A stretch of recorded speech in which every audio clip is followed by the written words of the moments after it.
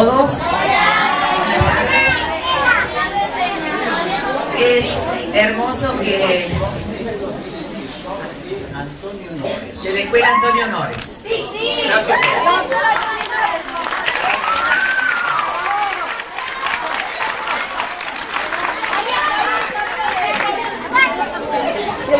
Vamos a comenzar ya nomás, así podemos aprovechar todo el tiempo que tengamos juntos en esta maravillosa feria del libro.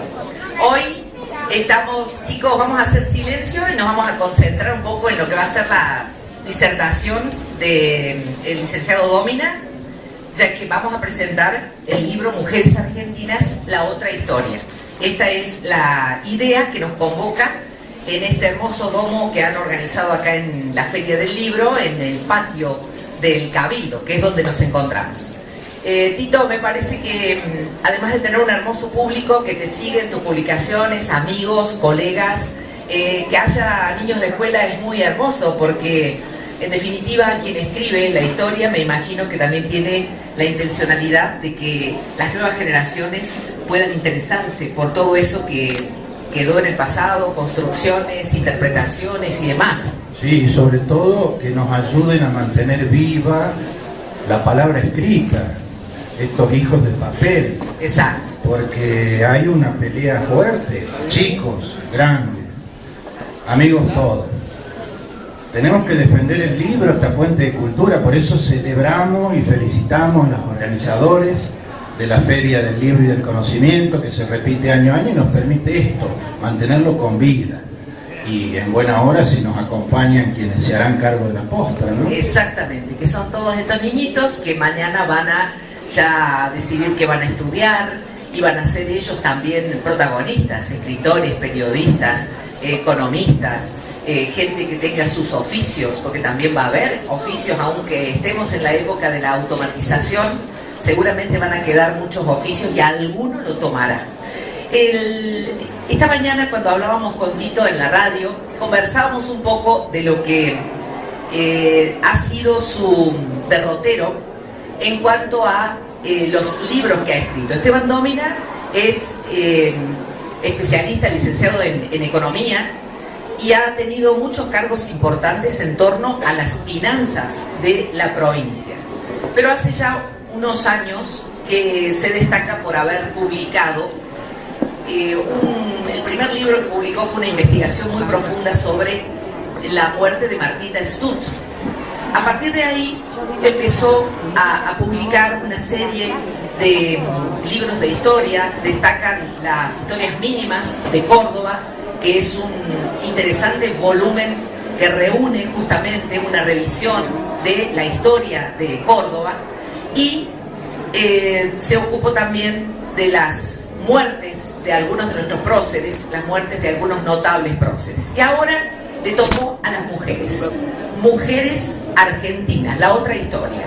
Estimo que ha hecho Tito una especie de gran atlas, intentando poner en una especie de friso continuo a algunas mujeres desde la época de la colonia hasta prácticamente la finalización de la década del 70. Es una tarea difícil, una tarea que en muchos casos van a encontrar ustedes que habla de mujeres ya conocidas, pero las vuelve a visitar para encontrar otros detalles insospechados de la vida de las mujeres. Lamentablemente, en lo personal, creo que aquello que nos ha sido dado como por una especie de mandato divino, que es tener hijos, tener prole, en muchos casos termina siendo una especie de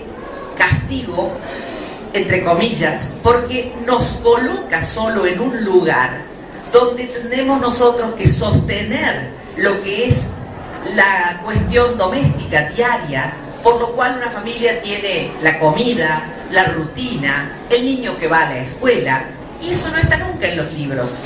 En los libros están las epopeyas, están las luchas, están los que pelean por un ideal, casi nunca el que le da de comer, el que sostiene que la casa esté funcionando todos los días, porque además esa tarea, de algún modo, antes estaba solo relacionada con las mujeres, y recién en esta época está en un mayor, si se quiere, en una tarea de compartir con el hombre algunas de estas cuestiones para sentirnos un poco más libres. Siempre se ha hablado de la culpa, de la manera en que la mujer tiene que sufrir cuando quiere salir a trabajar y tiene que dejar atrás todo lo que es su prole, sus hijos y demás. ¿Por qué traigo esto a colación? Porque en general, cuando se habla de la historia, se habla de episodios así como de las guerras, se habla de las luchas, de los éxodos, de las personas que pierden la vida por la persecución por sus ideales, pero poco, y por eso Tito dice que estamos invisibilizadas en la historia argentina, poco de mujeres pensantes, poco de mujeres a la par de un hombre planteando ideas, ideales, transformaciones o lo que hiciera falta para que una sociedad crezca y evolucione. Por eso nos interesaba conversar esta tarde de cómo las encontró. Esta mañana le decía a Tito que me parece que todavía debe haber muchas cordobesas en el faltante, porque hay muchas argentinas de distintas provincias y las cordobesas parece que estuvieran también debajo de nuestras baldosas en realidad. Ha habido algunas investigadoras, y está la hermana Silvia Sumaré, que se ha ocupado, por ejemplo, de algunas religiosas, pero todavía falta conocer quiénes fueron nuestras antepasadas que estuvieron ahí cuando todo estaba prohibido. Porque hoy el mandato es la elección. Hoy podemos decir esto en desmedro de aquello. Antes no. La elección era o ser de un hombre o ser de Dios. Entonces la libertad estaba realmente muy atravesada por esa situación. Es apasionante lo que Tito ha conseguido y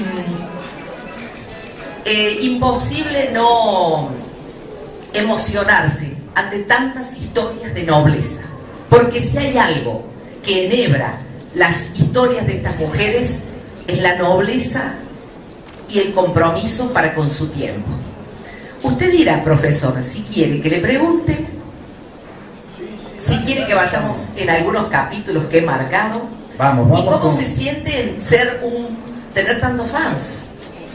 No, yo me siento muy bien porque creo que acá hay varios escritores, gente que escribe, y creo que quienes escribimos tenemos siempre la expectativa, la esperanza de que alguien nos lea, pero no por un tema de falsa soberbia, sino de que justamente los libros son esos, nos pertenecen hasta que están aquí impresos. Yo suelo decir que son como pájaros de papel, y como decía el poeta, creo que era Hamlet Lima Quintana, alguno que lo pueda googlear,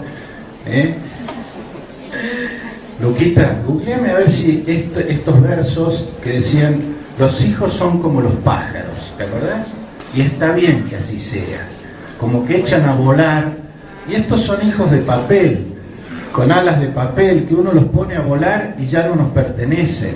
Es como nuestros hijos, los traemos al mundo, los ponemos a volar, y lo que queremos y confiamos en que Dios y el destino los ayude a volar bien alto, a volar sin problema. Así son los libros. Este es mi libro número 14. Yo estoy tan reconfortado con todos estos amigos porque este es el estímulo. Rebe, si uno no tuviera este estímulo de gente que inclusive no conozco a muchos y muchos no. O tener una familia muy grande, Tito. Y ojalá, claro, bueno, 14 ya es una familia numerosa. Esta ya es una familia numerosa. Y están todos vivitos y muy bien. Y gozan de buena salud. Hay otra cosa que has conseguido con el tiempo y que tal vez los chicos también lo saben porque son muy de los medios de comunicación. Tito tiene una facilidad absoluta para hacer pequeñas lecciones en la radio y en la televisión. Y esto es algo excepcional porque no todos lo tienen. La facilidad de poder cortar, hacer fácil, hacerlo asequible en un lenguaje cotidiano, Entonces él te dice, lo dejaron colgado el pincel, a tal, al otro lo dejaron en la mala, lo pintaron al óleo, y entonces de esa forma va entrando y va haciendo sus lecciones de historia en la radio y en la tele, que son un complemento de lo que son los libros. Pero empecemos con el libro. Sí, ¿Por qué te quisiste ocupar de las mujeres argentinas? ¿En quién pensaste cuando dijiste, hace falta que repasemos de una manera orgánica, ordenada, lo que han sido las mujeres en nuestro país? Lo que pasa es que la historia universal y la nuestra la escribieron los hombres. El primer historiador, que yo no, lejos de criticarlo, lo reivindico mucho, don Bartolomé Mitre, porque se tomó el laburo de reunir información histórica que de otra manera se hubiera perdido. Él felizmente la sistematizó y escribió la base de la historiografía nacional. A algunos les puede gustar, otros no, eso es otra historia. Pero el hecho de que se haya tomado ese trabajo y nos haya dejado ese testimonio es muy valioso. Bueno, pero Mitre era un varoncito. Y todos, inclusive los revisionistas, Adolfo Saldías, que es el contrapunto de la historia de Mitre, en general han sido bastante poco generosos con la mujer. Aparecen aquellas mujeres en la historia oficial que no podían ningunearlas, porque pertenecían al círculo de hombres famosos, personajes, protagonistas de la época. Si escribís de San Martín, no tenés más remedio, valga la redundancia, que decir que su compañera era Remedio, su hija Mercedita, su mamá, y ahora están discutiendo si la mamá era doña Gregoria Matorrono o doña Rosa Guarúa, una india guaraní. Y si se hablaba de Sarmiento, él mismo puso a Paula Albarracín en el primer plano en su recuerdo de provincia, su mamá. Manuelita Rosas, la hija de Juan Manuel de Rosas. Digo, había mujeres cuya presencia obvia era imposible de soslayar. Pero fueron poquitas, contadas con los dedos, las que aparecen en los textos y en los manuales. Ni siquiera en la nomenclatura urbana. Acá hay varios colegas concejales que ya les agradezco, y yo insisto mucho, y me deben tener por cargoso de revisar la nomenclatura. Vos sabés que alguien tomó el trabajo de ver cuántos nombres de mujer hay en las calles de Córdoba. La nomenclatura es el nombre de las calles, de las avenidas, de los espacios. ¿Cuántos hay? 2%. 2%. Y hagan un ejercicio ustedes, todos ustedes, por ejemplo, en el radio céntrico, en las primeras manzanas, en esas 70 de aquellas de Jerónimo Luis, y vean cuántas mujeres hay, cuántos nombres de mujeres hay. Se van a llevar una sorpresa. Hay que irse hasta Alberdi para encontrar a enfermera Clermont, que la pobre merece una calle por una desgracia, porque la enfermera Clermont se le cayó el avión cuando iban a socorrer a las víctimas del terremoto de 1944. O tenés que irte medio para aquel lado para encontrar a Tránsito Cáceres Allende, que era una benefactora, y calle importante te diría Concepción Arenal, que muchos le clavan Arenales, ¿viste? Concepción Arenal, y es Concepción Arenal, que era española, una mujer de aquellas, una feminista, una luchadora, pero española. O Luisa Martel. Luisa Martel la tenés por allá, creo que está por allá, por el lado del Cerro Chico, por ese lado anda, sí, doña Luisa Martel, pero hay muy poquita. Vos tenés razón cuando decís, y le apuntaste a la Silvia Somaré, que ya debe estar trabajando en esto, porque sería muy bueno que recopilemos todo lo que hay de mujeres de Córdoba que están todavía más ninguneadas que las mujeres, llamémosles nacionales. Pero me estoy yendo por las ramas. Lo que te quería decir es lo siguiente. Claro, ¿por qué? Porque es una historia incompleta la nuestra. Si la madre naturaleza distribuyó 50 y 50, más o menos, entre hombres y mujeres, y se confirma esta proporción, ¿por qué en la historia no está reflejado? ¿No estaban las mujeres en cada etapa histórica? Claro que estaban, claro. Hoy cuesta buscarlas y encontrarlas porque en el relato tradicional y en los testimonios de época no está. Entonces aparecen algunas, sobre todo es más fácil hallar aquellas, como dijimos hace un rato, que pertenecieron al círculo de algún hombre prominente, porque entonces ahí vos pones el reflector, mirás un poco alrededor y ahí están. Pero las otras, yo decía, Rebe, acá tuvimos guerras, tuvimos la Revolución de Mayo, la etapa de la independencia, la organización nacional, todo lo que vino después. No estaban las mujeres y me pareció que sería importante, bueno, reconstruir la historia a partir justamente de las mujeres, de qué pasó en cada etapa histórica con la mujer, dónde estaba, qué hacía, qué le pasó y las principales referentes. Bien, empecemos entonces con, le ha dedicado distintos capítulos, por ejemplo, a las mujeres que estaban cercanas a los grandes personajes de nuestra historia: Sarmiento, Irigoyen, Rosas, San Martín, Belgrano, etc. Antes de eso están las mujeres de la colonia, Tito, las mujeres que organizaron, y muchas de ellas que eran españolas, que vinieron, que tenían ciertos privilegios, pero que decidieron pelear por la independencia, ¿no?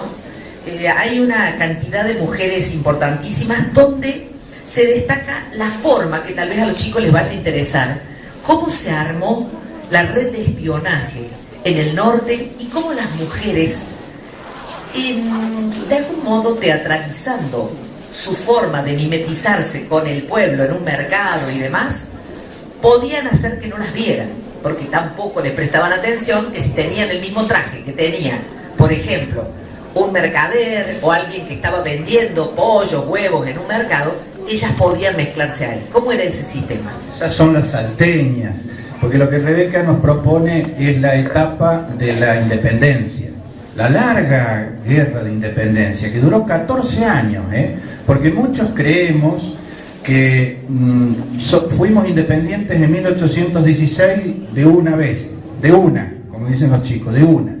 Y no fue así. La guerra de la independencia empezó en 1810 y terminó recién en 1824. Lo que pasa es que esa última batalla fue tan lejana, allá en el Alto Perú, la actual Bolivia, y no la gana nuestro héroe San Martín, por aquellas cosas del destino. Le toca a Simón Bolívar, el otro gran libertador, concluir la tarea de la liberación continental. Pero fueron 14 años, y en esos 14 años pasó de todo. Hubo 3 campañas al Alto Perú, todas fallidas. El Alto Perú era la actual Bolivia, donde el bando realista pisaba fuerte. Ahí fue inmediatamente una primera expedición que pasó por Córdoba, la que fusiló a Liniers y a los otros funcionarios y directivos de Córdoba que se habían opuesto a la Junta de Mayo. Esa fue la primera expedición, la que siguió, pasó por Córdoba y siguió.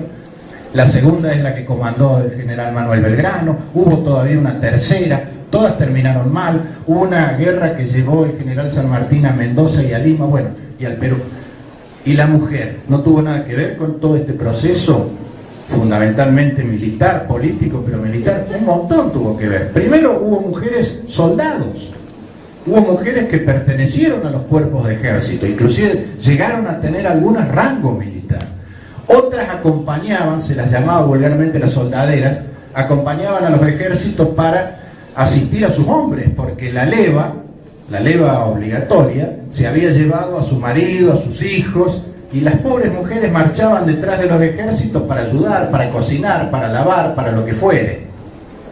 La historia oficial recoge esta parte, Rebe, de un modo banal, porque las niñas de Ayohuma, que todos los mayorcitos de acá las teníamos en el Manuel Capeluz, eran unas buenas señoras, una mamá con sus niñas que asistían a los soldados que habían sufrido la derrota de Ayohuma.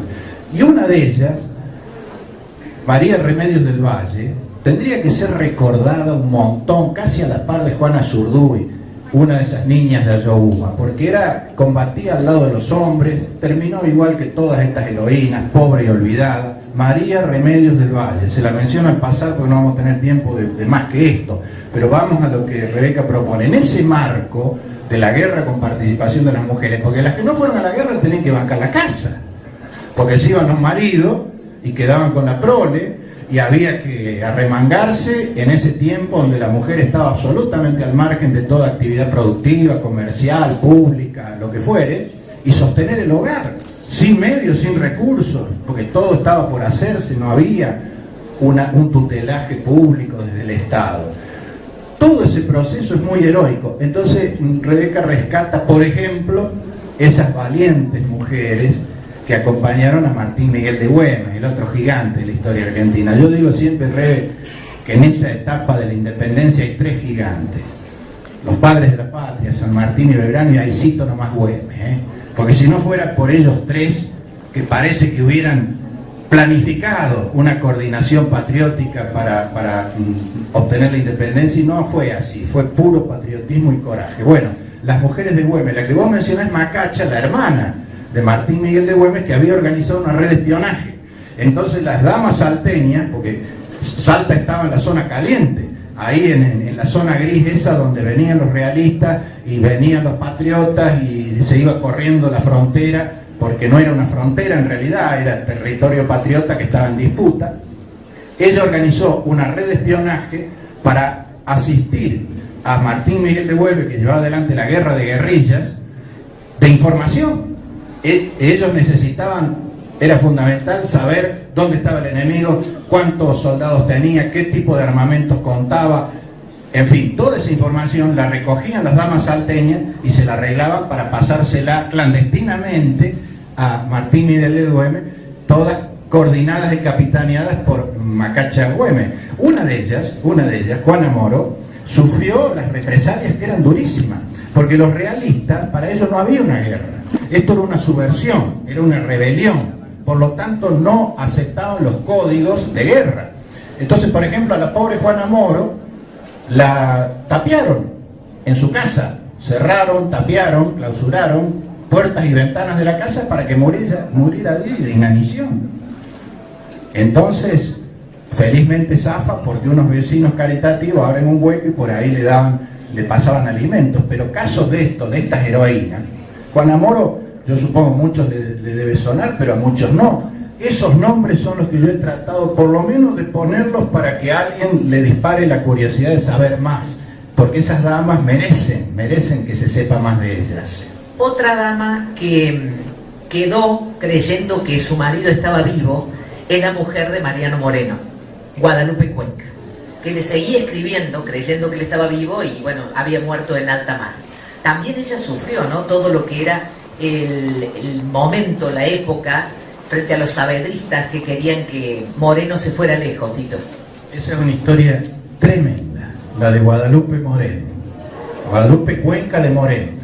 Moreno la conoce en el Alto Perú, en Bolivia, porque él estudió allá, en Chuquisaca, y una vez pasa por una vidriera y ve una miniatura, un retrato de una joven que lo encandila, que lo enamora.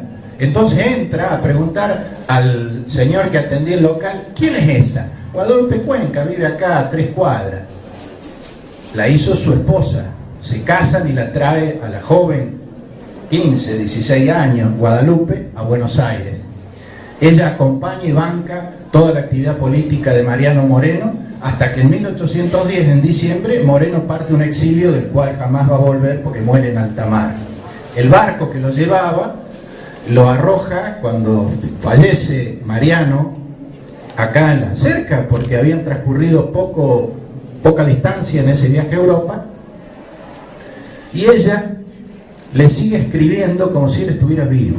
Esas cartas felizmente están, son 14 cartas que Guadalupe Cuenca le sigue escribiendo a Mariano Moreno, ignorando que él está muerto, creyendo que la distancia, porque los barcos tardaban 3 meses en ir y 3 meses en volver la correspondencia. Debe haber sido desgarrador cuando se entera que ese a quien le enviaba cartas hacía rato que no estaba en este mundo. Pero lo curioso y lo importante de esas cartas, y algo rescatamos en este libro, es que no solo le habla de amor, le habla desde la intimidad de una pareja, le habla de política, le pasa los chismes, los detalles, las novedades de la política, donde a los morenistas le estaban dando con el caño, porque a partir del exilio de Moreno, Saavedra se agranda, hace patancha y los persiguen a los morenistas. Entonces en las cartas ella le pone a fulano... ¿Cómo le pone? Dice, los han desterrado a Ascuénaga y a Posadas a Mendoza, a Larrea a San Juan, Peña a la Punta de San Luis, French, Beruti, Donado, el doctor Vieites a Patagones. Hoy te mando el manifiesto para que veas cómo mienten estos infames. Del pobre Castelli hablan incendios.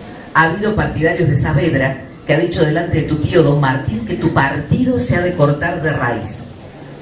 No se cansan tus enemigos de sembrar odios contra vos, ni la gata flaca de la Saturnina de hablar contra vos en los estrados y de echarte la culpa de todo. Y ahí hay otra esposa. Y la gata flaca, ahorita, era la mujer de Saavedra. Doña Saturnina Otárola, la gata flaca le clava porque las mujeres, si bien no tenían presencia pública, le daban duro a la lengua, en las tertulias, en la recoba, en los paseos. Martito, ¿te cabe alguna duda de que tenían alta influencia en los maridos? Enorme. Por eso yo creo que los historiadores, por ser hombres, no quieren dejar a los maridos mal parados. Claro, como calzonudos. Porque en realidad, si muchos seguían el consejo de sus mujeres, quedan ante la historia como unos manejados. Pero la verdad es que la mujer tiene una enorme influencia. En esta primera etapa, esta primera hora, todas las mujeres de los patriotas andaban participando, repartiendo volantes, como quien dice, levantando actos y mitines en las esquinas. Ahí está, por ejemplo, que yo me acuerdo, Casilda Garzábal de Rodríguez Peña, la mujer de Nicolás Rodríguez Peña, que fue la que lo espetó a Saavedra y le dijo: ¿qué espera? ¿Qué pasa que no apoya decididamente la causa de la revolución? Hoy sería una operadora política. Pero eran unas operadoras. Y estaba la Mariquita, que esa es una ídola, ¿no? Es una ídola. Es un caso aparte, Mariquita, ¿no? Mariquita Sánchez de Thompson. ¿La conocen? Sí. Sí. ¿Por qué la conocen? Porque buenísimo, Tito. Hicieron geografía. Sé que han investigado. ¿Usted es la seño? Una mamá. Bueno. ¿Qué le llamó la atención de Mariquita? ¿Qué le llamó la atención? ¿Qué? Por favor. ¿Que se casó? ¿Cómo? Que se casó con Chimo. Martín. Bueno, vos sabés que... Se casó 2 veces. Espero que la seña no me rete. ¿La señora dónde está? Profe, no me rete. Yo le voy a contar rápidamente cómo fue que se casó con su primo y no con el que habían decidido sus padres. Porque estamos antes de la Revolución de Mayo, estamos por 1804, 1805. Quiere decir algo, ella quiere decir algo. ¿Cuál, ¿Qué?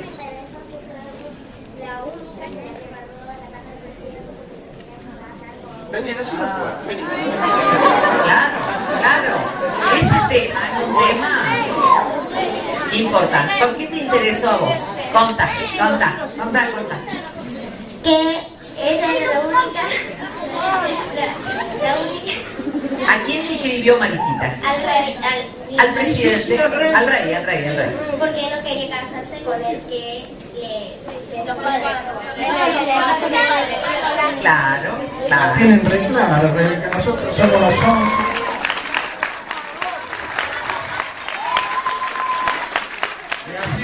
Graciela, nosotros cuando íbamos a la escuela nos decían Mariquita porque prestó el salón, porque ahí se cantó el himno nacional y nos clavaban esa imagen con ella traje eso. Bueno, también era cierto eso. Sí, pero era lo de menos la regla de Mariquita. Era lo de menos. ¿Cómo era tu nombre? Lo que acaba de contar Josefina es así, en 2 palabras. Los padres eran los que te elegían el marido a las mujeres. Las mujeres no elegían. Los padres te elegían el mejor partido que les convenía, por pura conveniencia. Muchos llegaban al altar sin conocer. Y normalmente eran veteranos, eran gente mayor. Entonces Mariquita le habían elegido así, un vestido. Que para desposarla no vaciló en dejar de lado una promesa matrimonial con otra dama. Se dice que fue Macacha, la hermana del novio, quien hizo los arreglos del caso. Bueno, pasa toda la historia y Carmen pasó las vicisitudes de las mujeres ligadas a un guerrero comprometido en una causa que excedía la vida en familia. Lo acompañó desde su lugar de esposa devota mientras él peleaba al frente de los gauchos. Angustiada por la suerte de Güemes, siempre pendiente de un hilo, el temor a no volverlo a ver, la perseguía todo el tiempo como un mal augurio. En 1820, cuando ardía la guerra en el norte, para evitar ser apresada por los realistas, se trasladó a la estancia Los Horcones, donde a diario le mandaban noticias de su amado. El último embarazo transcurrió en medio de los ajetreos de esa guerra y el padre no llegó a conocer a su vástago, que murió antes de cumplir el año. Luego de que el 17 de junio de 1821 Güemes muriera desangrado en medio del monte, Carmen cayó en una profunda depresión. Se encerró en su habitación, cortó su apreciada cabellera rubia, cubrió su hermoso rostro con un velo negro y falleció pocos meses después, dejando dos huérfanos, Martín Güemes Puig y Luis Güemes. Se cumplió la profecía lanzada por su marido antes de morir. Ella vendrá conmigo y morirá de mi muerte como ha vivido de mi vida. Ella tenía 25 años. Es otra de las historias desgarradoras. La niña más bonita de Salta era Carmencita. Y sí, efectivamente, todos sabemos cómo terminó nuestro padre de la patria, Martín Miguel de Güemes, que recibe un disparo cuando lo perseguía una partida, y como él sufría algún problema de coagulación, dicen que podía ser hemofílico, y no recibió atención médica a tiempo, se desangró, murió allí en el medio del monte, rodeado de su gente, pero no dio el brazo a torcer. Permítame que le rindamos en este minuto, en estos segundos, mientras el Rebe busca el siguiente personaje, un recuerdo afectivo, respetuoso y patriótico a Martín Miguel de Güemes, porque si no hubiera sido por él y sus gauchos, no existiría la República Argentina. Los realistas hubieran sobrepasado esa línea de resistencia y hubieran revertido la revolución. San Martín pudo cumplir su proeza continental y lo dejó así asentado en sus escritos, en sus cartas, porque Güemes atajaba al enemigo en el norte, porque el ejército belgrano ya había sido destrozado y se había acantonado en Tucumán el ejército del norte como retaguardia, pero los que ponían la cara y el pecho al enemigo, que intentó 7 invasiones en esa época, y sin embargo no pasaron. Un grande, Martín Miguel de Güemes, y Carmencita, su enamorada mujer, se fue con él. Bueno, pasamos a otro gran personaje que tenía una claque femenina importante, Rosas. Venimos más acá en la historia, y acá para el fragmento que elegí, Tito, tiene que ver con un reclamo que le hace, porque también las mujeres tenían como mucho compromiso con sus padres para quedarse a cuidarlos, y Manuelita Rosas de algún modo le había prometido que no se iba a casar, la hija, exactamente. Entonces en una carta dice: ¿y qué es de la vida de la señorita Manuelita? Me ha faltado, me ha dado un pesar, se ha casado. Siento entonces haber traído el hecho a la memoria de vuestra excelencia, le dice la persona con la que está conversando. Se servirá excusarme. No, nada de eso. Estamos en la mejor armonía, contesta Rosas. Máximo, que es Máximo Terrero, le dije yo, 2 condiciones le pongo. La primera, que yo no asistiré a los desposorios. La segunda, que Manuelita no seguirá viviendo en mi casa. Y es así que están en Londres, de donde me escriben todas las semanas. Y completa Rosas: no sé qué le dio a Manuelita por irse a casar a los 36 años, después que me había prometido no hacerlo, y hasta ahora lo había estado cumpliendo tan bien, por encima de 1000 dificultades.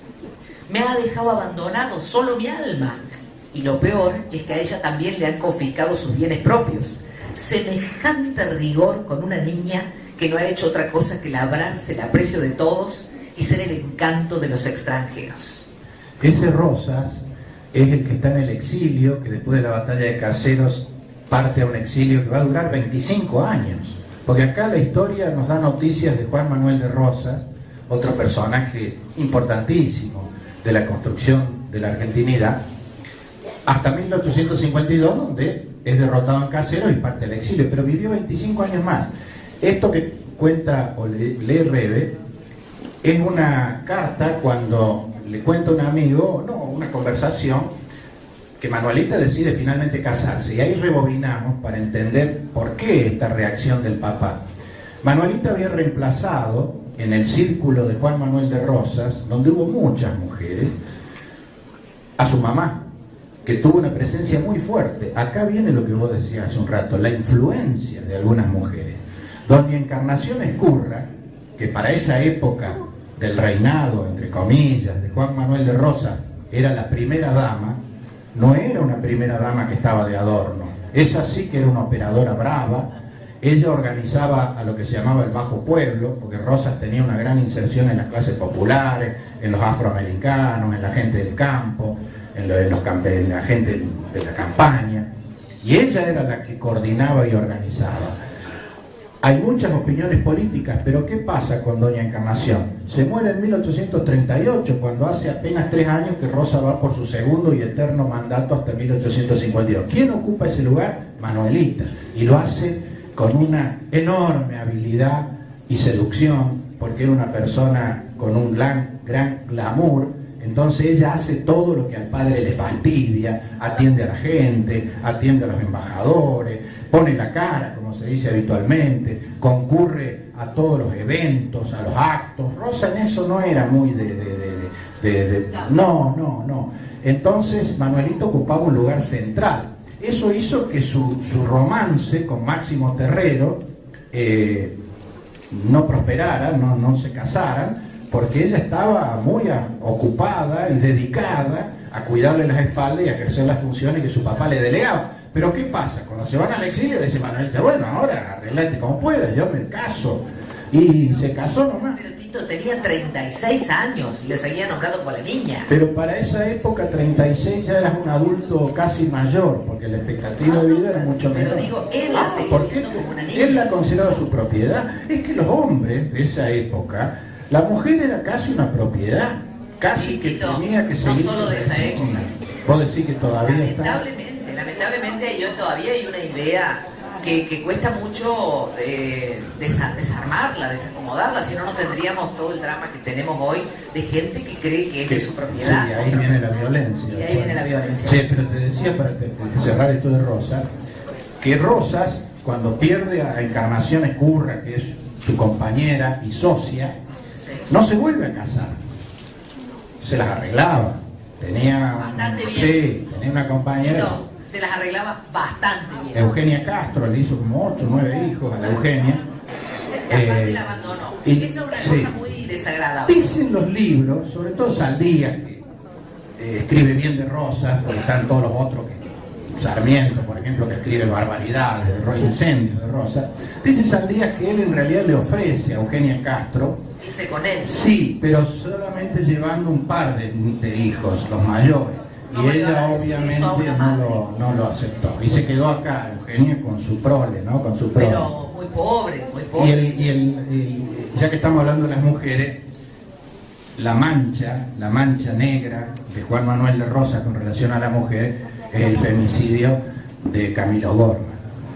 Eso es terrible. Eso ocurre en el año 48 y es bancado y ordenado por Juan Manuel de Rosas, que quiso dar un castigo ejemplar. Recordemos a todo el mundo lo debe saber, que Camilo Gorman había establecido un romance con Ladislao, el cura, Ladislao Gutiérrez, y sabiendo que no se bancaban esas cosas en la sociedad de entonces, tratan de salir, de irse, y lamentablemente recalan en Goya, en Corrientes. Allí los descubren, los mandan a traer a Buenos Aires, los fusilan. Eso está contado, y yo creo que es la nota más difícil, más fea, más difícil de explicar de Juan Manuel de Rosas, ¿no? Pero sigamos con esta historia. Le pedimos disculpas mientras tanto a los que no han tenido posibilidad de sentarse. Yo les pido 1000 disculpas y les agradezco mucho ese estoicismo de seguir. ¿Se escucha por lo menos? ¿Se escucha? Gracias. Hablemos, Tito, de Facundo Quiroga y Severa Villafañe. Lo que vos contás de Severa Villafañe, mitad puede que sea historia y mitad casi un fantasma, ¿no? Pero dice Domina, la Severa resiste años enteros. Había una obsesión de Facundo Quiroga por ella. Una vez es capaz de ser envenenada en una pasa de higo. Otra, el mismo Quiroga despechado toma opio para quitarse la vida. Un día se escapaba de las manos de los asistentes del general, que van a extenderla de pies y manos en una muralla para alarmar su pudor. Otro, Quiroga la sorprende en el patio de su casa, la agarra de un brazo, la baña en sangre, la arroja por tierra y con el tacón de la bota le quiebra la cabeza. Exactamente. Está leyendo, fíjate vos, la fuente, Sarmiento. El que dice todo eso de Facundo Quiroga es Sarmiento, que lo había elegido a Quiroga para instalar civilización o barbarie. un eslogan de campaña y hasta hoy nadie, después de Brademo Perón yo creo que sigue ese, civilización o barbarie, porque tiene una fuerza que no hace falta explicarla. ¿Y a quién le corona la barbarie? A Facundo. Tal es así que dicen que el Facundo, que es una pieza literaria hermosa, fantástica, desde el punto de vista del rigor histórico, no es tan así. Porque Sarmiento no era un histórico, él acomodaba la historia. Y esto que vos acabas de leer de Severa Villafañe es para pasarle otra manito de Bleque. Pero lo cierto es que esa historia estuvo dando vueltas, pero Quiroga no era un mujeriego. Pero esto es verdad o no, que la mandaron a un beaterio, sí. Y que 2 años después pasaba por ahí. O sea, en realidad esto se lo hace decir a Facundo. Manda que se abra el asilo y la superiora traiga a su presencia a las reclusas, y una hubo que dio un grito al verlo y que cayó exánime, cayó desmayada, y era la Severa. Es posible, porque Facundo era un hombre muy poderoso, y a los poderosos no les gusta que no le sigan la corriente. Pero así como existe esa anécdota, está por ejemplo la de la mamá de Facundo, que cuando Arauz de la Madrid invade La Rioja, la manda encadenada, engrillada, a la mamá de Facundo a San Juan. Después, cuando Facundo tiene la posibilidad de tomarse la revancha y tiene en su poder a la mamá de Arauz de la Madrid, le implora y le pide por su madre, él se lo hace acordar y dice: no hace falta que usted me lo diga, yo sé bien qué trato hay que darle a la mujer. O sea, él marca una diferencia, porque lamentablemente esas guerras civiles, esa grieta, la grieta civil era peor que la grieta de la guerra de la independencia. El odio, el nivel de enfrentamiento que había, digamos, justificaba estas cosas. Pero bueno, las mujeres fueron quienes más sufrieron las consecuencias, ¿no? Hacemos un salto en el tiempo, Tito, y vamos a la historia de Adelia Arilao de Olmos. Porque para hablar de algunas que tengan relación con Córdoba, ¿no? En este caso ella se casó con Ambrosio Olmos, que le da su nombre a una de las principales avenidas de nuestra ciudad, y es la historia de mujeres relacionadas a, en extrema juventud, recibir grandes fortunas, y bueno, una mujer que tuvo en su hora, regaló parte de su fortuna a la iglesia. Sí, una benefactora. Yo la consigno porque en la historia argentina aparecen benefactoras, aparecen mujeres que dedican, digamos, su fortuna, lo mejor de sí, a ayudar a los demás. Este es el caso de Adelia María. Adelia María ya tenía fortuna de su primer matrimonio, y cuando se desposa con Ambrosio Olmos, que había sido gobernador de Córdoba, que tenía grandes extensiones de terreno por ahí por la zona de Río Cuarto, recibe también esa fortuna, y el matrimonio dura muy poco, porque Ambrosio se muere ahí nomás. O sea que ella queda dueña de un enorme patrimonio y lo dedica justamente a ayudar al prójimo, muy cerca de la iglesia. Tal es así que ella, cuando fallece, creo que la autoriza Eva Perón a que se la entierre en una iglesia de Buenos Aires, porque en la época de Perón no estaba permitido que se inhumaran personas en las iglesias, en los templos. En la iglesia de las Hermanas Esclavas del Corazón de Jesús de Buenos Aires. Ahí está, de las Hermanas Esclavas. Ahí nos está faltando también otra. ¿Cuándo viene la beatificación de...? El 25 de noviembre. Espera. Silvia nos va a explicar 2 palabras del tema de las esclavas. Buenas tardes. Están 2 congregaciones que surgieron a la vez, digamos, una en España, las esclavas del Sagrado Corazón, que hay una historia interesante, y las esclavas del Corazón de Jesús, Argentina, que mi fundadora, que fue una mujer también de armas tomar, será beatificada el 25 de noviembre acá en Córdoba, y yo ya lo dije en el Consejo de Liberante, lo repito acá, por lo menos una avenida para ella. No me vengan con un pasaje ni calle pública, no. Anoten los radicales, anoten. Gracias. Bueno, el pueblo que se llama Adelia María, obviamente es en homenaje a que ella donó las tierras para que ese pueblo se llame Adelia María de Olmos, en realidad, ¿no? Bien, vengamos más acá y hablemos de Irigoyen, a quien siempre se lo veía solitario. ¿Era solitario? ¿Tenía mujer? ¿No tenía mujer? Acá nos vamos a meter en problemas. El tema de Irigoyen está en el capítulo de primeras damas, pero con una curiosidad: no había primera dama, no habría, porque ahí hacemos un repaso rápido, todo ahora vamos a vuelo de pájaro.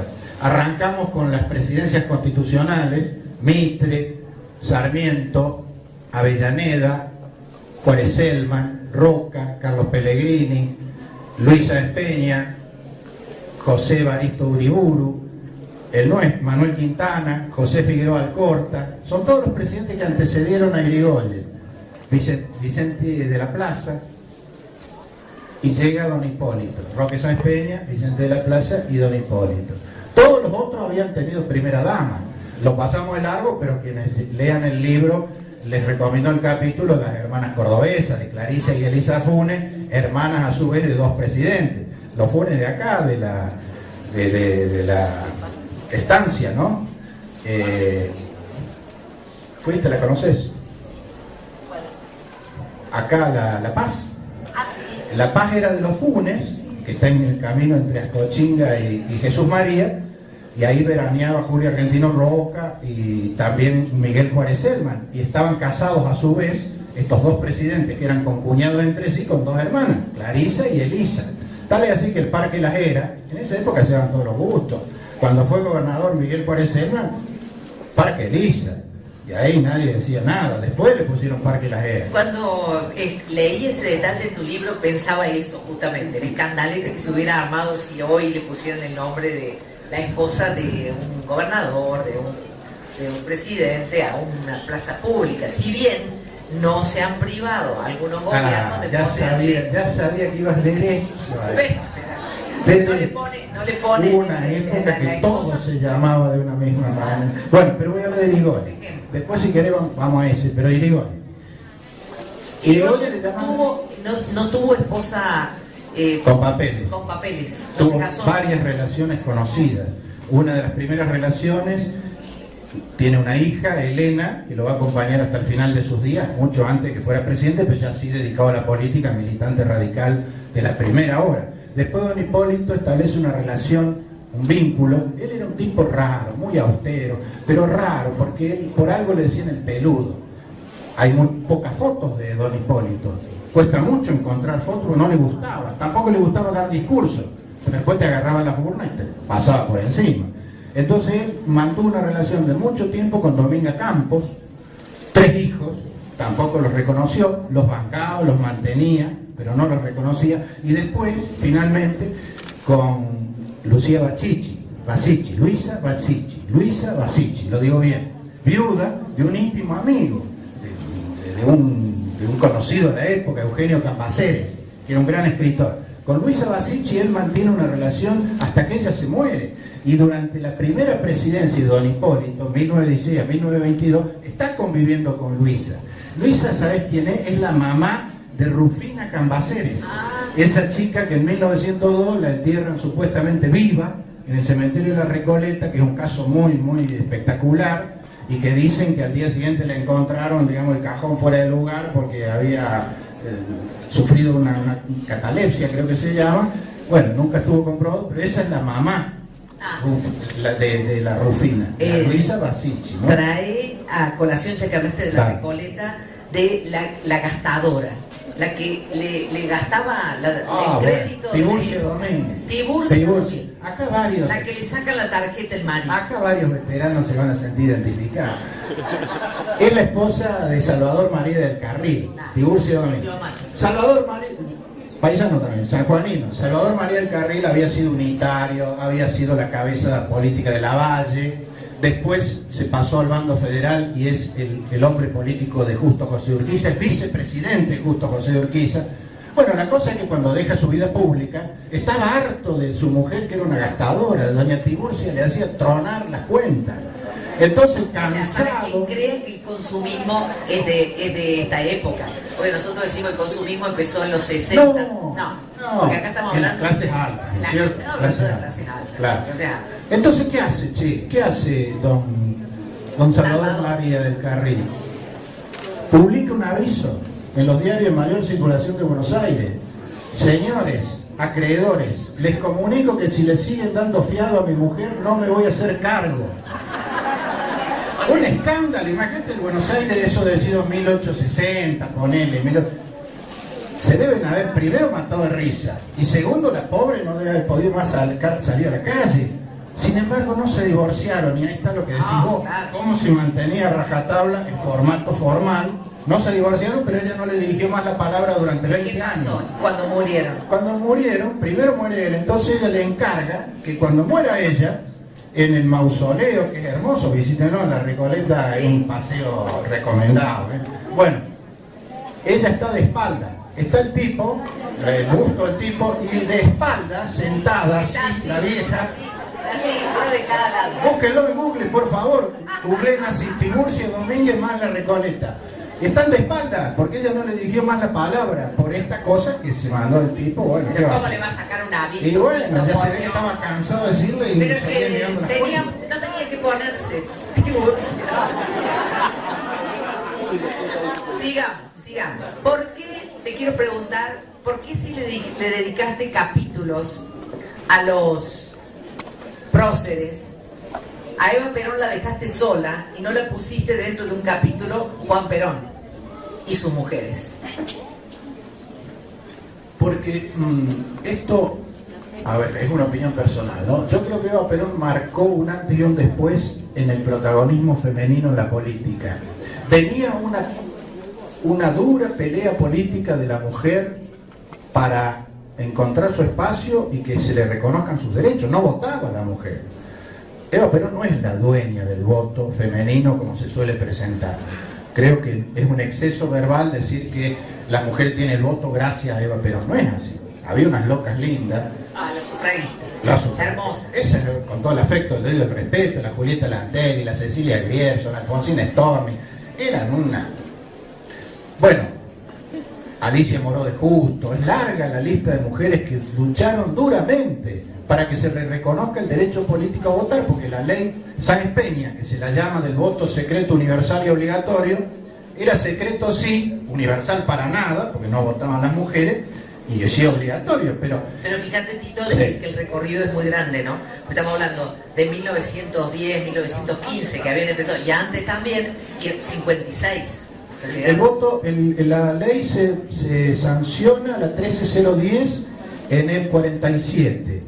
Y se pone, digamos, se estrena en el 51 con la elección de la renovación presidencial, donde las mujeres apoyan masivamente a Perón, porque bueno, ahí hay un reconocimiento público de que gracias a ese gobierno tenían el voto, saca como el 60% las mesas femeninas. Pero te contesto por qué lo debe a Perón.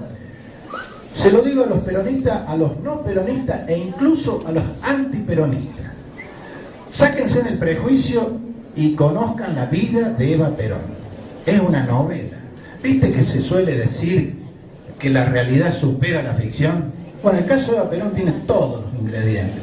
Todos. Una plebeya, pobrecita, que cae regalada a Buenos Aires con 16 años queriendo ser actriz. Hija natural, porque su papá había reconocido a sus hermanos, pero cuando llegó ella no la reconoció. Y rema, y el destino la pone. Por eso digo, la historia tiene mucho que ver con la mano del destino. El destino, en el mes de enero de 1944, la sienta en el Luna Park, al lado de este coronel Perón, cuyas acciones venían subiendo día a día. ¿No crees que fue casual eso o alguien la sentó ahí? Hay quienes dicen que ella estaba a la expectativa, porque estaba a la expectativa que se desalojara la silla al lado de Perón en la primera fila, porque era un festival en el Luna Park, estaba toda la farándula de esa época, todo. Y dicen que esa silla estaba la Libertad Lamarque, que siempre fue una enemiga íntima de Perón. Los que cuentan, muchos de los que cuentan este episodio dicen que Libertad Lamarque se habrá levantado para probablemente cantar, porque le tocó, y Eva Perón vio y ¡pum! Y fuiste. Se lo levantó, como quien dice, a este coronel, y se arma una pareja, una sociedad política que va a marcar un tiempo. Pero no solo la vida de Eva Perón es fantástica, por algo es un mito, ¿eh? Yo siempre digo, Rebe, que los argentinos tenemos 3 mitos apenas, porque no cualquiera es un mito, o se convierte en un mito. El que se muere de viejo, se muere en la cama, de lo que fuere, ese no es mito, un poco lo que le pasó a Perón. Mito, tenés que morirte joven, en el mejor momento de tu vida, cuando todavía tenés mucho para dar y sin embargo se trunca. Carlos Gardel, Eva Perón y Ernesto Guevara. Para mí esos son los mitos de la historia argentina, que son personajes históricos, pero que están en una categoría superior. Lo de Gardel es fantástico. Algún día tenemos que escribir algo, porque lo de Gardel es fantástico. Pero no te vayas. No, ya sé que me van a retar. Eva Perón, no solo la vida, sino lo que pasa después con el cadáver. El cadáver de Eva Perón, que fue momificado, que fue preservado por el doctor Gara, Pedro Gara, tiene una historia propia que es alucinante. La cuenta en Santa Evita Tomás López Martínez, en Santa Evita. Es fantástico. O sea, lo de Perón no tiene desperdicio, está en ese mismo cementerio que evocamos hace un rato. Yo cuando voy a la Recoleta solía ir, porque es un museo al aire libre, fantástico. Le pregunto siempre a los muchachos, a los laburantes de ahí, ¿cuál es la tumba más visitada de la Recoleta? Vos sabés, Evita. Y es un panteoncito, que lo tenés que buscar con lupa porque es un panteoncito. Y todo el tiempo hay gente, y todo el tiempo hay velas encendidas, y todo el tiempo hay flores, y ahí hay monumentos fúnebres de la Gran Siete. Bueno, lo mismo pasa en la Chacarita, ya te dejo, con Carlos Gardel. En la Chacarita está Gardel, es otra de las tumbas más visitadas. Tito, tenemos que ir cerrando ya para tener el orden de las ferias, que sigue el orden de la feria, pero quisiera preguntarte, ¿cuál de todas te fascinó a vos en lo particular? Que te tuviste que contener para no escribir más. Mira, vos me debes haber picado el boleto porque por algo me debes estar preguntando. Lo debes saber después me lo vas a tener que decir vos. Pero digamos esto. El libro, hoy dijo una perlita, Rebeca, en la radio, dice, es un atlas. Perfecto, te lo compré, es un atlas. No esperen profundidad. Es una primera lectura, un primer contacto con el tema. El que después le interese algún caso en particular, va y encuentra literatura mucho más rigurosa y mucho más agradable que la mía. Pero yo lo que he tratado de hacer como un paneo, ¿viste? Cuando dice, a ver, hagamos un paneo de la cámara. Acá hay 200 mujeres, 200 reportadas. Faltan un montonazo y lamentablemente nunca van a estar las que nunca conocimos, las mujeres anónimas, y hubo montones. Pero por lo menos hemos rescatado 200 nombres. Entonces la red me dice, elegí uno. Muy difícil. Lo que sí te cuento, yo me quedo con aquellas mujeres, a ver si lo puedo armar esto, que lograron un espacio propio, un lugar en la historia, un reconocimiento por su mérito y no por pertenecer al círculo de algún hombre notable. No estoy descalificando, por favor, aquellas que pertenecieron al círculo de un hombre notable pueden ser mujeres con todos los méritos. Ese tiempo histórico coincide, vamos cerrando, coincide su tiempo histórico con Domingo Faustino Sarmiento. Ese viejo tan jodido, que se había peleado con todo el mundo y que tiene pros y contras y que tiene tanto en el debe como en el haber, pero que tiene en el haber esa gigante crédito de haber sentado las bases de la educación pública argentina, tenía hacia la mujer una actitud mental muy abierta y las rebancaba. Tal es así que importó maestras de Estados Unidos, porque acá no había fábrica de maestros y había que armar un sistema educativo. Entonces mandó a traer maestras de Estados Unidos, Massachusetts, la gringa. Tenía una amiga allá que se llamaba Mary Mann, que también está en el libro, que era la que le ayudaba a armar un sistema educativo. Juana Manso, 2 palabras de Juana Manso. Juana Manso es la mano derecha de Sarmiento. Es en quien él confía para que ella lo ayude a instrumentar, sobre todo cuando llega a la presidencia, la construcción de un sistema educativo. Era una persona de mentalidad abierta, sus escritos son fantásticos, tienen una actualidad enorme en lo que hace la reivindicación de los derechos de la mujer y sobre todo a la validación de la educación pública como herramienta de la promoción personal y colectiva, ese concepto tan fuerte de esa generación que era que la educación es el único motor, la turbina que saca adelante los pueblos, estaba muy presente en esta gente. Felizmente, Rebe, y gracias a Dios las tuvimos, y tuvimos estos personajes. Ojalá no perdamos esa memoria y sepamos de actualizar ese mandato y llevarlo a la práctica. 2 palabras, Tito, para cerrar, sobre tu madre. Acá hay algunos que la conocieron. Algunos que la conocieron. ¿Nos están echando? Bueno, 2 palabras como pide la red. Las 2 palabras son estas. Yo podría escribir lo mismo que Sarmiento escribía de su mamá. Mi madre era una persona sacrificada.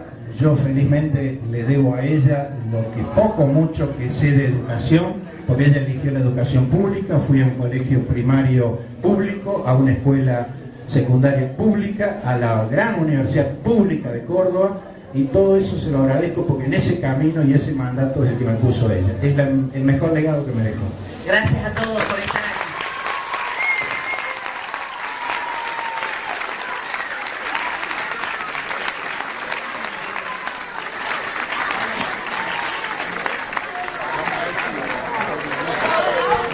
¿Quieres filmar vos? O bueno, que filmes. De hecho,